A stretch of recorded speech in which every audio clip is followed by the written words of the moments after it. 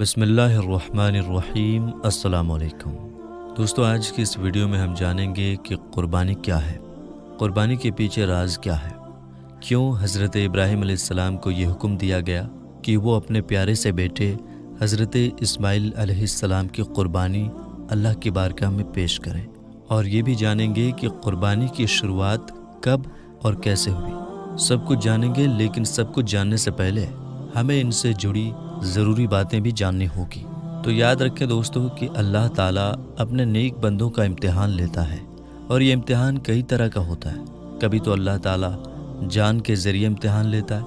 کبھی مال کے ذریعے امتحان لیتا ہے، اور کبھی اولاد جیسی بڑی دولت کے ذریعے امتحان لیتا ہے۔ جس بندے کا ایمان جتنا زیادہ مضبوط ہوتا ہے، اللہ تعالیٰ اسی کے اعتبار سے اس کا امتحان لیتا ہے۔ تو چونکہ حضرت ابراہیم علیہ السلام کو اللہ نے اپنا خلیل بنایا تھا، اور خلیل کہتے ہی ہیں اسی کو جس کے دل میں اللہ کے علاوہ کسی کی محبت نہ آئے، تو حضرت ابراہیم علیہ السلام کی عمر 86 سال اور ایک روایت کے مطابق 99 سال ہو چکی تھی۔ لیکن حضرت ابراہیم علیہ السلام کی کوئی اولاد نہیں تھی، کوئی ایسا وارث نہیں ہوا تھا جو ان کی وراثت کو لے کر آگے چلے۔ حضرت ابراہیم علیہ السلام اس احساس میں ڈوبے رہتے تھے، اور انہیں یہ سوچ کر بڑا دکھ اور تکلیف ہوتی تھی کہ ہماری اتنی عمر ہو چکی ہے اور ہماری کوئی اولاد نہیں ہے، ہماری وراثت کو کون سنبھالے گا؟ ہم نے اللہ کا جو پیغام لوگوں تک پہنچایا ہے، اس پیغام کو دوسروں تک کون پہنچائے گا؟ حضرت ابراہیم علیہ السلام اللہ کی بارگاہ میں دعا کرتے ہیں کہ اے میرے پروردگار عالم، تو مجھے لائق اولاد عطا فرما دے۔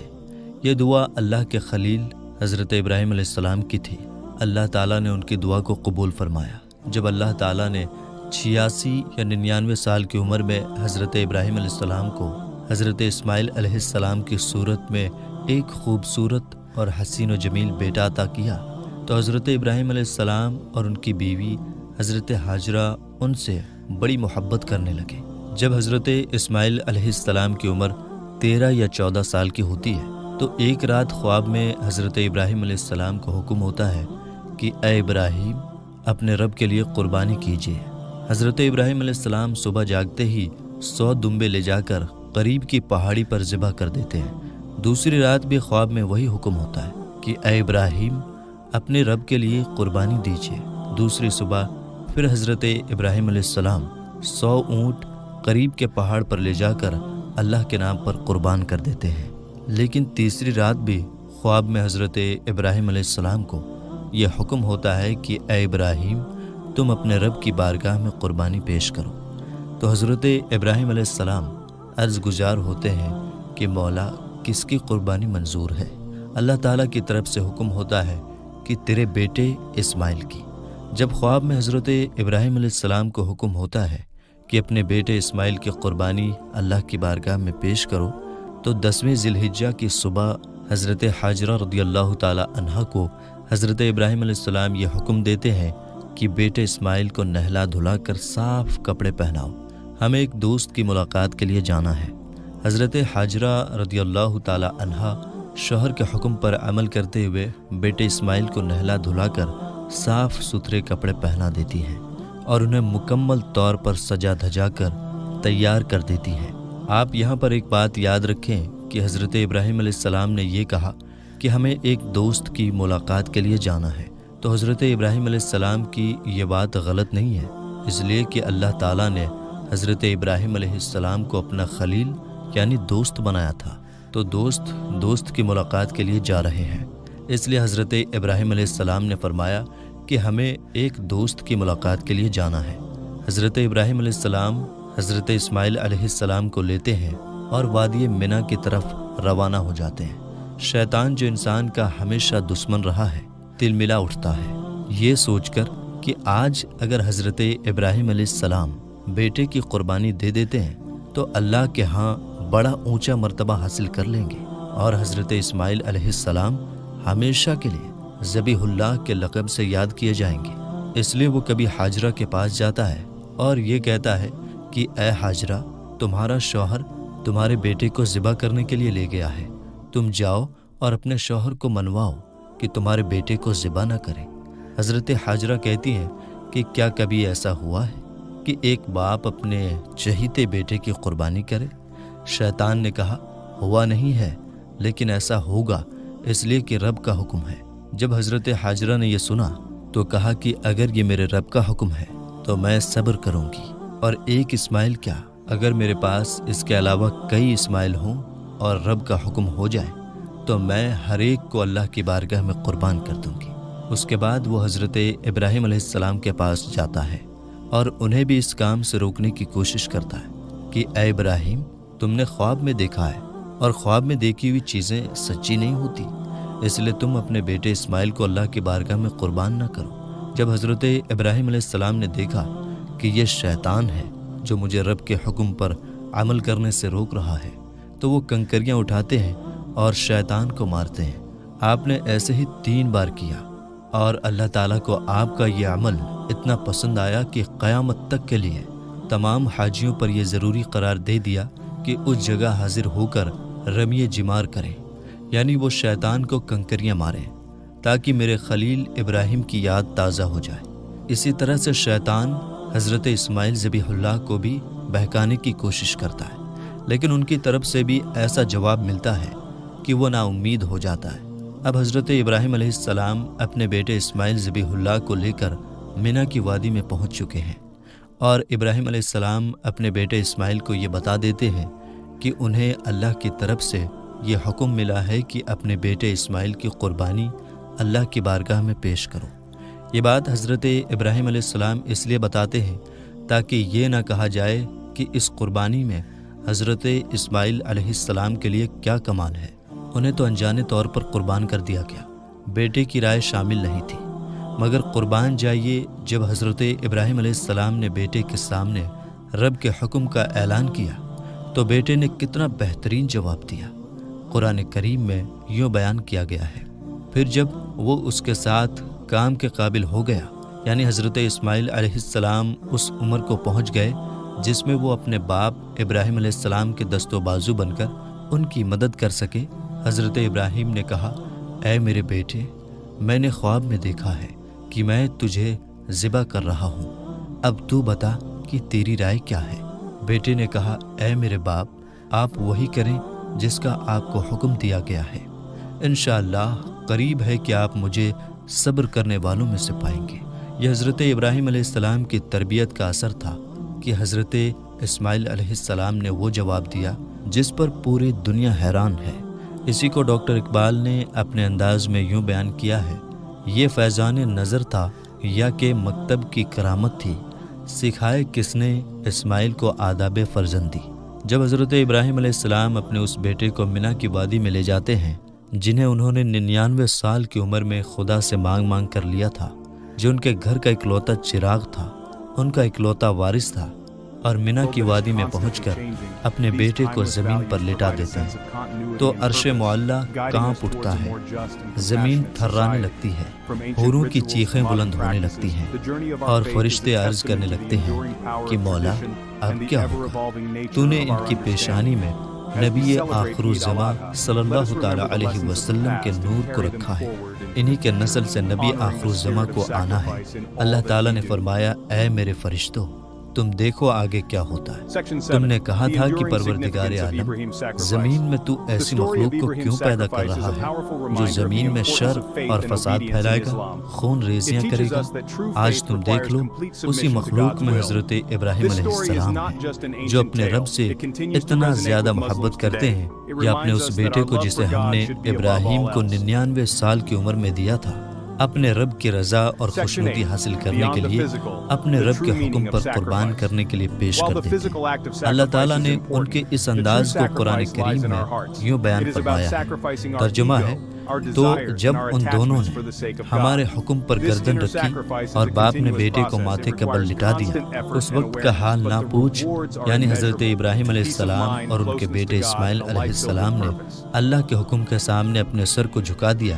تو اس وقت کا حال مجھ سے نہ پوچھو۔ جب حضرت ابراہیم علیہ السلام نے اپنے بیٹے اسماعیل ذبیح اللہ کو ذبح کرنے کا ارادہ فرمایا تو ان کے بیٹے اسماعیل ذبیح اللہ نے عرض کیا، اے میرے پیارے باپ، اگر آپ نے مجھے ذبح کرنے کا ارادہ کر لیا ہے تو پہلے مجھے رسیوں کے ساتھ مضبوطی سے باندھ لیں تاکہ میں تڑپ نہ سکوں، اور اپنے کپڑے بھی سمیٹ لیں تاکہ میرے خون کے چھینٹے آپ پر نہ پڑیں اور میرا اجر کم نہ ہو، کیونکہ موت بہت ہی سخت ہوتی ہے، اور اپنی چھری کو اچھی طرح تیز کر لیں تاکہ وہ مجھ پر آسانی کے ساتھ چل جائے، اور جب آپ مجھے ذبح کرنے کے لیے لٹائیں تو آپ پہلو کے بل لٹانے کے بجائے پیشانی کے بل لٹائیں، کیونکہ مجھے اس بات کا ڈر ہے کہ اگر میرا چہرہ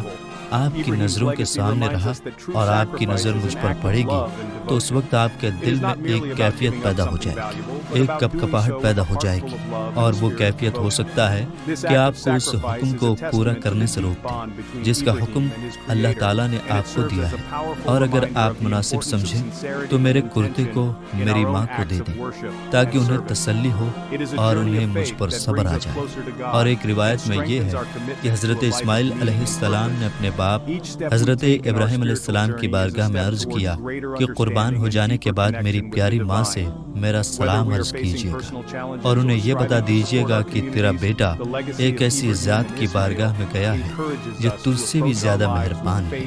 جب دونوں باپ بیٹے کے بیچ بات چیت ہوتی ہے تو حضرت ابراہیم علیہ السلام فرماتے ہیں، اے میرے بیٹے، تم اللہ کے حکم پر عمل کرنے میں میرے کتنے اچھے مددگار ثابت ہو رہے ہو۔ اس کے بعد حضرت اسماعیل علیہ السلام کی خواہش کے مطابق پہلے اچھی طرح رسیوں سے انہیں مضبوطی کے ساتھ باندھ دیا جاتا ہے، پھر چھری کو تیز کر لی جاتی ہے اور بیٹے اسماعیل کو منہ کے بل لٹا دیا جاتا ہے تاکہ ان کا چہرہ حضرت ابراہیم علیہ السلام کی نظروں سے ہٹا رہے۔ پھر وہ ان کے گلے پر چھری چلاتے ہیں تو اللہ تعالیٰ ان کے ہاتھ میں چھری کو پلٹ دیتا ہے اور حضرت جبریل علیہ السلام کو حکم دیتا ہے کہ جنت سے ایک دمبا لے جا کر اس چھری کے نیچے رکھتے ہیں۔ حضرت جبریل علیہ السلام رب کا حکم پاتے ہی جنت سے ایک دمبا لاتے ہیں اور حضرت ابراہیم علیہ السلام کی اس چھری کے نیچے رکھ دیتے ہیں اور حضرت اسماعیل علیہ السلام کو اس چھری سے ہٹا لیتے ہیں۔ جب حضرت ابراہیم علیہ السلام اپنے رب کے حکم کے مطابق اپنے لگتے جگر، اپنے نور نظر حضرت اسماعیل علیہ السلام کے گردن پر چھری رکھتے ہیں تو اللہ تعالیٰ کی طرف سے ایک ندا کی جاتی ہے جسے قرآن کریم میں یوں بیان کیا گیا ہے، اور ہم نے اسے یعنی ابراہیم کو ندا فرمائی کہ اے ابراہیم، بے شک تو نے خواب سچ کر دکھا دیا، ہم ایسے ہی بدلہ دیتے ہیں نیکوں کو۔ بے شک یہ ایک روشن امتحان تھا اور ہم نے ایک بڑا ذبیحہ اس کے صدقے میں دے کر اسے بچا لیا، اور ہم نے پچھلوں میں اس کی تعریف باقی رکھی۔ سلام ہو ابراہیم پر، ہم ایسے ہی صلہ دیتے ہیں نیکوں کو، بے شک وہ ہمارے اعلیٰ درجے کے کامل ایمان والے بندوں میں سے ہے۔ یعنی اے ابراہیم، تم نے اپنے خواب کو سچ کر دکھایا اور اپنے بیٹے اسماعیل کو ذبح کے لیے اللہ کی بارگاہ میں پیش کر دیا، اور یہ دکھا دیا کہ اللہ کے حکم کے سامنے بیٹا کوئی اہمیت نہیں رکھتا۔ بس اب اتنا کافی ہے، یہ ذبیحہ تمہارے بیٹے کی طرف سے فدیہ ہے، اسے ذبح کر دو۔ آپ سب یہ بات بھی یاد رکھیں کہ اللہ تعالیٰ نے حضرت ابراہیم علیہ السلام کو یہ حکم کیوں دیا کہ وہ اپنے بیٹے اسماعیل کی قربانی اللہ کی بارگاہ میں پیش کریں، اور جب اللہ تعالیٰ نے یہ حکم دے دیا ابراہیم علیہ السلام کو کہ وہ اپنے بیٹے کی قربانی اللہ کی بارگاہ میں پیش کریں، تو پھر کیوں اللہ تعالیٰ نے جنت سے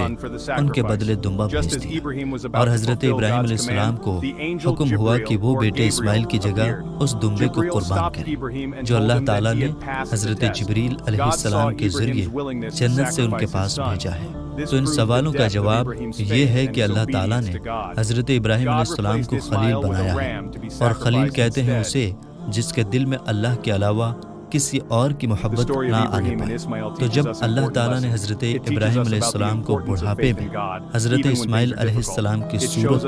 میں ایک حسین و جمیل، لائق اور عقلمند اولاد اور لڑکا عطا فرمایا، تو حضرت ابراہیم علیہ السلام اپنے بیٹے سے حد درجہ محبت کرنے لگے۔ تو اللہ تعالیٰ نے ان کا امتحان لیا، حالانکہ اللہ خوب جانتا ہے کہ میرا خلیل ابراہیم